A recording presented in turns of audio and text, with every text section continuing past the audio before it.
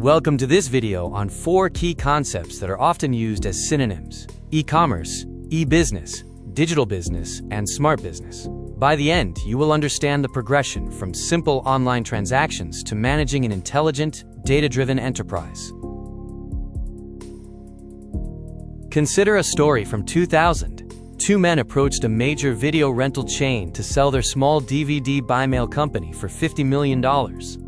They were laughed out of the room. The buyer had 9,000 stores, a website, and accepted online payments. By our lecture definitions, they were doing e-commerce, yet they failed while the challenger did not. 10 years later, the difference was clear. Blockbuster had merely put technology on top of its existing business. Netflix put its business inside technology.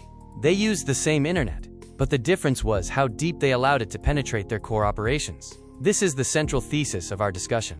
In this session, we will define these 4 concepts, learn to draw clear boundaries between them, practice placing real-world companies into these categories, and trace one firm's journey through each level. Here is our 5-stage ladder. Note that this is a hierarchy of depth, not just a timeline. While companies often start with e-commerce, they don't simply graduate. They can operate at multiple levels simultaneously. The depth increases based on how far technology penetrates the organization.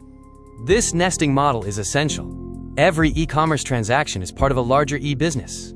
Every digital business runs e-business processes. Every smart business builds upon a digital business model. It is the depth of integration and intelligence that differentiates one stage from the next.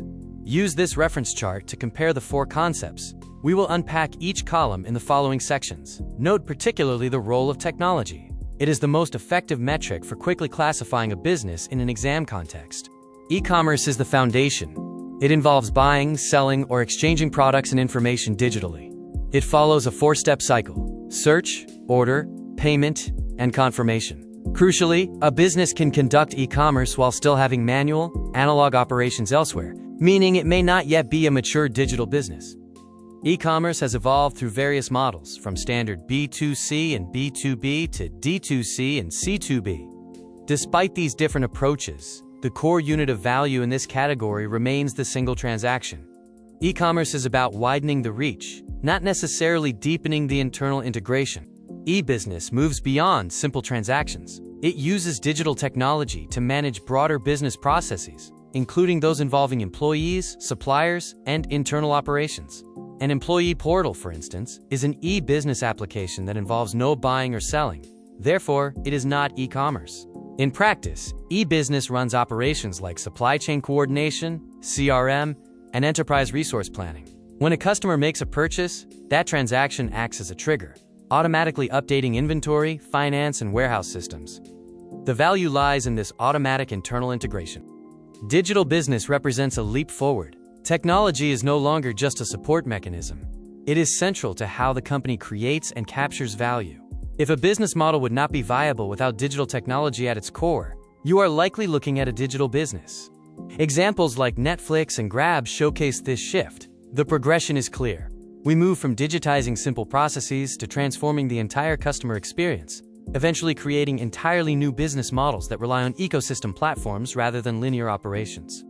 Finally, we reach the smart business. This is an advanced state that leverages connected data, AI, and automation for adaptive decision-making. These businesses don't just execute. They predict, learn, and optimize in real time. Remember that this term is less standardized, so treat it as a description of advanced capabilities. The smart business pipeline transforms data into intelligence. By moving from collection and analysis to prediction and automated recommendations, the system can improve itself through continuous learning. Whether automating fraud detection or assisting a human manager in budget simulations, the goal is always better, data-driven decisions. A truly smart business doesn't just use AI, it builds a disciplined loop. By connecting AI to a specific problem and reliable data, and ensuring human verification remains at the helm, the business creates measurable outcomes. Without this structure, AI is merely expensive automation. Let's distinguish e-commerce from e-business. E-commerce is focused on the transaction between a business and its market, ending once the sale completes. E-business is broader. It encompasses the entire organization, including internal, supplier, and partner processes that begin where the sale ends. The shift from e-business to digital business represents a change in the model itself. While e-business improves existing processes, A digital business uses technology to transform value creation entirely. It introduces new products and ecosystems that simply could not exist without digital technology. Finally, we distinguish digital business from smart business. While a digital business collects data and maintains human decision-making, a smart business adds prediction and automation.